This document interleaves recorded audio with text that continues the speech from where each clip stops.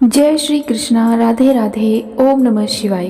श्री हरि की कृपा आप पर और आपके परिवार पर सदैव सर्वदा बनी रहे। आज ज्येष्ठ शुक्ल पक्ष की एकादशी है, जिसे निर्जला एकादशी अथवा भीमसेनी एकादशी भी कहा जाता है, क्योंकि वेद व्यास की आज्ञा के अनुसार ही भीमसेन ने सबसे पहले इस व्रत को धारण किया था। शास्त्रों के अनुसार इस एकादशी के व्रत से दीर्घायु तथा मोक्ष की प्राप्ति होती है। इस दिन जल नहीं पीना चाहिए। इस एकादशी के व्रत रखने से वर्ष की पूरी 24 एकादशियों का फल मिलता है। यह व्रत करने के पश्चात द्वादशी तिथि में ब्रह्म मुहूर्त में उठकर स्नान, दान तथा ब्राह्मणों को भोजन कराना चाहिए। इस दिन ओम नमो भगवते वासुदेवाय इस मंत्र का जाप करके गोदान, स्वर्णदान, वस्त्रदान, छत्र, फल आदि दान करना अत्यंत पुण्यदायी माना जाता है। निर्जला एकादशी का व्रत अत्यंत संयम साध्य है। इस युग में यह व्रत संपूर्ण सुख, भोग और अंत में मोक्ष प्रदान करने वाला माना गया है। कृष्ण पक्ष और शुक्ल पक्ष दोनों पक्षों की एकादशी में अन्न खाना वर्जित होता है। निर्जला एकादशी के व्रत की पौराणिक कथा के महत्व और व्याख्यान भी हमारे शास्त्रों में वर्णित है। जब सब वेदों के ज्ञाता वेद व्यास जी ने पांडवों को चारों पुरुषार्थ धर्म, अर्थ, काम और मोक्ष देने वाली एकादशी के व्रत का संकल्प कराया था, तब एक बार युधिष्ठिर ने भगवान श्री कृष्ण से कहा कि हे जनार्दन, ज्येष्ठ मास के शुक्ल पक्ष में जो एकादशी पड़ती है, कृपया करके आप उसका वर्णन कीजिए। भगवान श्री कृष्ण ने युधिष्ठिर की बात सुनकर कहा कि हे राजन, इसका वर्णन परम धर्मात्मा सत्यवती नंदन व्यास जी करेंगे, क्योंकि ये संपूर्ण शास्त्रों के तत्वज्ञ और वेद वेदांगों के पारंगत विद्वान हैं। तब वेद व्यास जी कहने लगे, कृष्ण पक्ष और शुक्ल पक्ष दोनों पक्षों की एकादशी में अन्न खाना वर्जित है। द्वादशी के दिन स्नान करके पवित्र होकर और फूलों से भगवान केशव की पूजा करें। फिर नित्य कर्म समाप्त होने के पश्चात पहले ब्राह्मणों को भोजन देकर और अंत में स्वयं भोजन करें। यह सुनकर भीमसेन बोले, परम बुद्धिमान पितामह, मेरी उत्तम बात सुनिए। राजा युधिष्ठिर, माता कुंती, द्रौपदी, अर्जुन, नकुल और सहदेव ये एकादशी को कभी भोजन नहीं करते तथा मुझसे भी हमेशा यही कहते हैं कि भीमसेन, एकादशी को तुम भी नहीं खाया करो। परंतु मैं उन लोगों से यही कहता हूँ कि मुझसे भूख नहीं सही जाएगी। भीमसेन की बात सुनकर व्यास जी ने कहा, यदि तुम नरक को दूषित समझते हो और तुम्हें स्वर्गलोक की प्राप्ति अभीष्ट है, और तो दोनों पक्षों की एकादशी के दिन तुम्हें भोजन नहीं करना चाहिए। भीमसेन बोले, महाबुद्धिमान पितामह, मैं आपके सामने सच कहता हूँ, मुझसे एक बार भोजन करके भी व्रत नहीं किया जा सकता, तो फिर उपवास करके मैं कैसे रह सकता हूँ। मेरे उदर में व्रक नामक अग्नि सदा प्रज्वलित रहती है, अतः जब मैं बहुत अधिक खाता हूँ तभी यह शांत होती है। इसीलिए हे महामुने, मैं पूरे वर्ष भर में केवल एक ही उपवास कर सकता हूँ, जिससे स्वर्ग की प्राप्ति सुलभ हो तथा जिसके करने से मैं कल्याण का भागी हो सकूं। ऐसा कोई एक व्रत निश्चय करके बताइए, मैं उसका यथोचित रूप से पालन करूंगा। व्यास जी ने कहा कि हे भीम, ज्येष्ठ मास में सूर्य वृष राशि पर हो या मिथुन राशि पर, शुक्ल पक्ष में जो एकादशी हो उसका यत्न पूर्वक निर्जल व्रत करो। केवल कुल्ला या आचमन करने के लिए मुख में जल डाल सकते हो। उसको छोड़कर किसी भी प्रकार का जल विद्वान पुरुष अपने मुख में न डाले, अन्यथा यह व्रत भंग हो जाता है।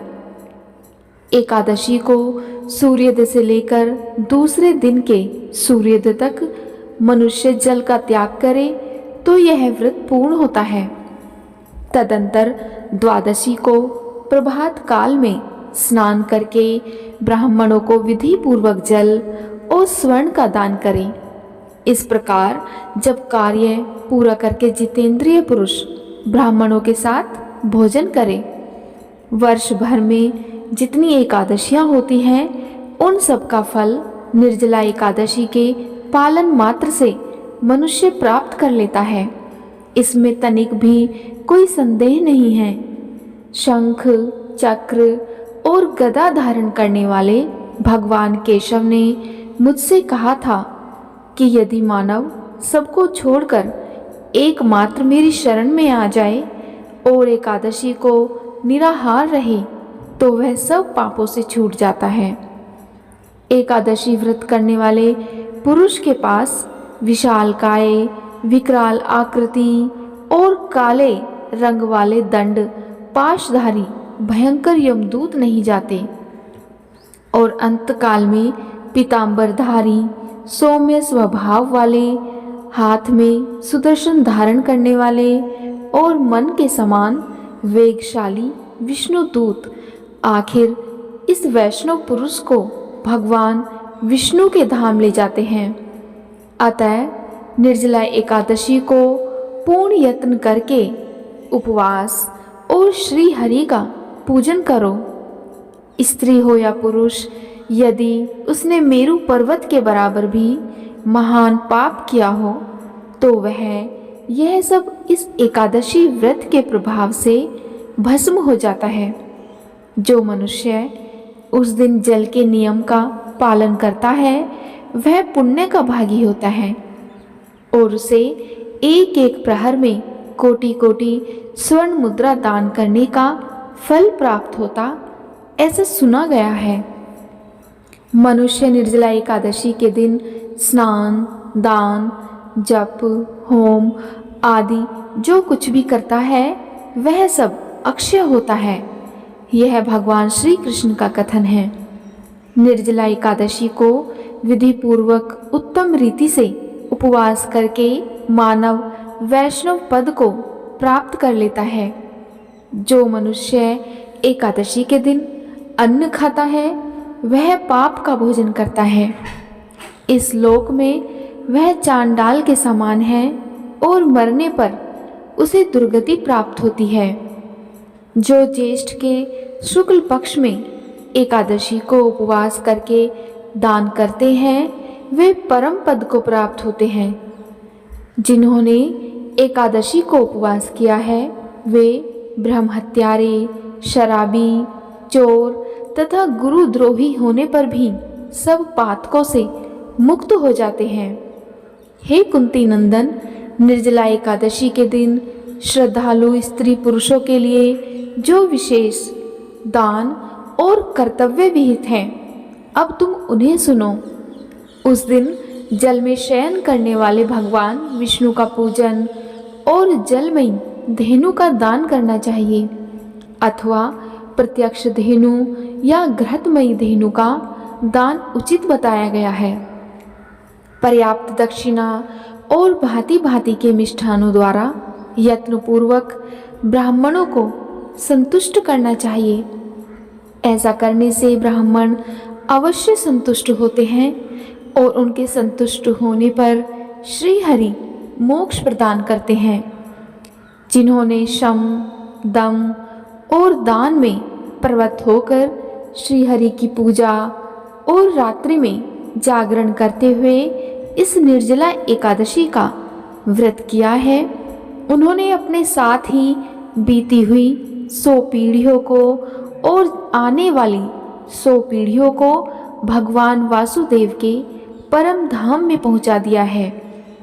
निर्जला एकादशी के दिन अन्न, वस्त्र, गो, जल, सैया, सुंदर सुंदर आसन कमंडलू तथा छाता दान करनी चाहिए। जो श्रेष्ठ तथा सुपात्र ब्राह्मण को जूता दान करता है वह सोने के विमान पर बैठकर स्वर्गलोक में प्रतिष्ठित होता है। जो इस एकादशी की महिमा को भक्ति पूर्वक सुनता अथवा उसका वर्णन करता है वह स्वर्गलोक में जाता है। चतुर्दशी युक्त अमावस्या को सूर्य ग्रहण के समय श्राद्ध करके मनुष्य जिस फल को प्राप्त करता है वही फल इसके सुनने मात्र से प्राप्त हो जाता है। पहले दंत धावन करके यह नियम लेना चाहिए कि मैं भगवान केशव की प्रसन्नता के लिए एकादशी को निराहार रहकर आचमन के सिवा दूसरे जल का भी त्याग करूँगा। द्वादशी को देवेश्वर भगवान विष्णु का पूजन करना चाहिए। गंध, धूप, पुष्प और सुंदर वस्त्र से विधि पूर्वक पूजन करके जल के घड़े के दान का संकल्प करते हुए इन मंत्रों का उच्चारण करें। संसार सागर से तारने वाले हे देव ऋषिकेश, इस जल के घड़े का दान करने से आप मुझे परम गति को प्राप्त कराइए। भीमसेन ज्येष्ठ मास में शुक्ल पक्ष की जो भी शुभ एकादशी होती है उसका निर्जल व्रत करना चाहिए। उस दिन श्रेष्ठ ब्राह्मणों को शक्कर के साथ जल के घड़े दान करनी चाहिए। ऐसा करने से मनुष्य भगवान विष्णु के समीप पहुंचकर आनंद का अनुभव करता है।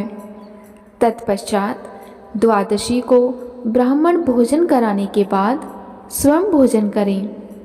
जो इस प्रकार पूर्ण रूप से पापनाशिनी एकादशी का व्रत करता है वह सब पापों से मुक्त होकर आनंद में पद को प्राप्त होता है। यह सुनकर भीमसेन ने भी इस शुभ एकादशी का व्रत आरंभ कर दिया। तब से यह लोक में पांडव द्वादशी के नाम से विख्यात हुई।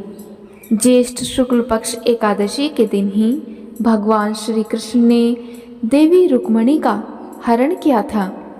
अतः यह एकादशी रुक्मणी हरण एकादशी के नाम से भी जानी जाती है। इस प्रकार वेद व्यास की आज्ञा के अनुसार भीमसेन ने बड़े साहस के साथ निर्जला एकादशी का यह व्रत किया और जिसके परिणाम स्वरूप प्राप्त होते होते वे संज्ञाहीन हो गए।